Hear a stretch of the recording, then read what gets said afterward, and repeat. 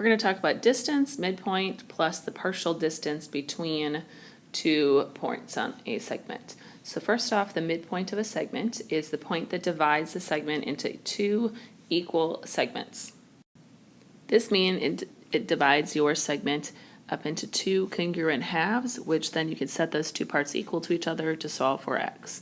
So for example, 1 and 2, if we need to find the length from x to m, we need to know what the value of x is going to be. But you can see these little congruent slashes on here that tells you that these 2 segments are congruent to each other, and point M is the midpoint. So that means since M is the midpoint and these are congruent to each other, then we can set the 2 parts equal to each other to solve for x. Now that we have that x plus 6 equals 3x, we can subtract our 1x from the left over to the right, and we get 6 equals a 2x. Divide both sides by 2, and we get x equals 3. But you're going to notice something very common in geometry. We need to put that back into our problem right here so that we can find what the value of xm will be. Since xm is x plus 6, that means we really have 3 plus 6. So xm, the distance from x to m, is going to be 9 units. So for number 2, I would like you now to do this one on your own and solve for the x, and then also go back and find what is the value of mh.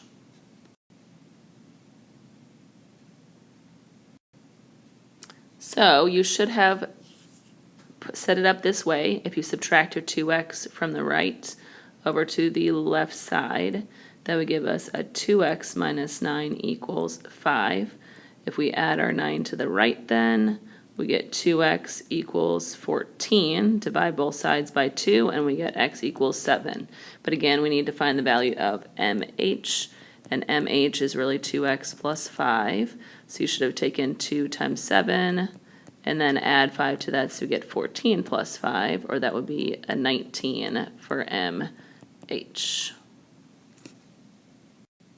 So on to segment bisector. A segment bisector is a point, line, array, line segment, or plane that bisects or cuts in half the segment at its midpoint. So when you look at number 3 and 4, we can see that there's a line, that line L bisects the segment, and that's our line right here. And we need to find the indicated length. These little, remember that those mean that they are congruent to each other. If AB is 6, that means the other side also has to be 6. And if we need to find AC, we have to add those 2 pieces together. So AC would equal 12 centimeters. Always make sure you put the units with your answer as well. All right, so for this next one, the same thing will take place. Our T, so the whole distance is 109 inches, but we need to find what is the value of ST. So we know that since they're both congruent to each other, we can take 109, we can divide that by 2, and that gives us 54.5. So that means that each of these are going to be 54.5, 54.5. So ST will be 54.5, and don't forget the inches with it as well.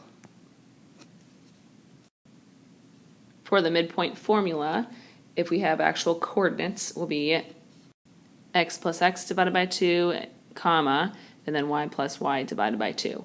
And you might see it written as an x1, y, or x2, 1, x2, sorry about that, y1 and y2, but that's just because they want you to put your first and second coordinates. It doesn't really matter about the order, since adding, you can still add in whatever order.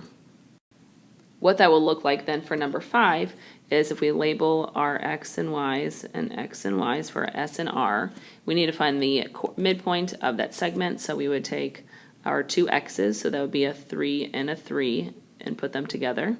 And then our y's is a 1 and a 7, and we're always adding, you're always dividing by 2. Then on the top, that simplifies to 6. The y simplifies to an 8, so 6 divided by 2 is 3. 8 divided by 2 is 4, so our midpoint would be 3, 4.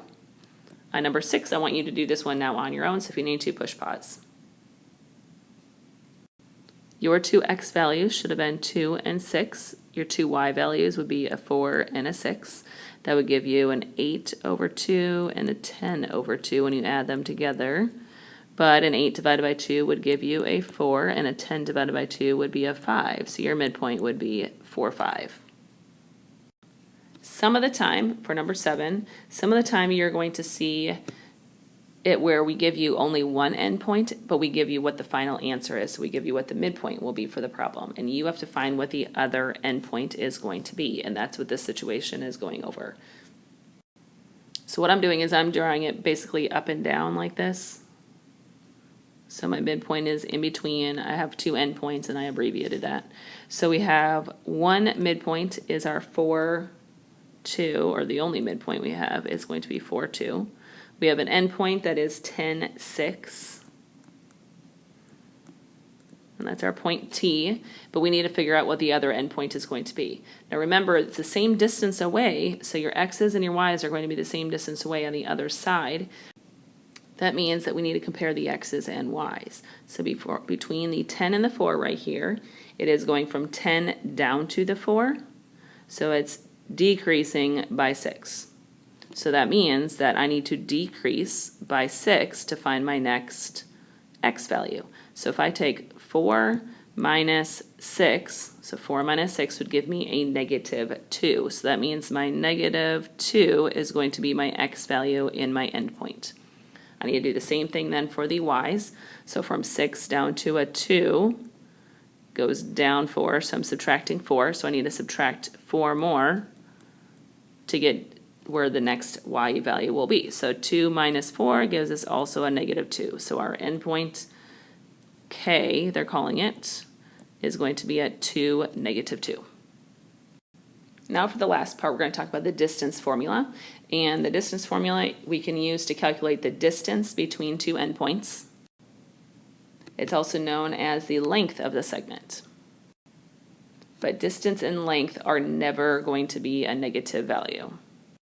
One thing you want to do is you want to start filling in what your equation is going to be. Sorry, there's not space on there, so just write it off to the side. That's what our distance formula will be. So when we need to use that for number 8, we need to find the length between R and S. So what I normally do is set up just the general outline of this. So I put 2 parentheses squared. It's a plus between it and minus between inside each of those parentheses. Then we need to use each of our x values. And here, even though I put x minus x, you still have to go in a certain order. So either it's the left one minus the right or right minus the left. It doesn't matter. I usually go left to right since that's just how we read. And then the y's need to go in the same direction. So I would have to put my 1 and then my negative 5 second. Now it comes down to simplifying.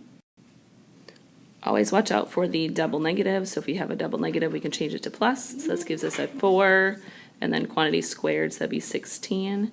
The 1 minus the negative 5 would become a 6 squared, so it would be a 36.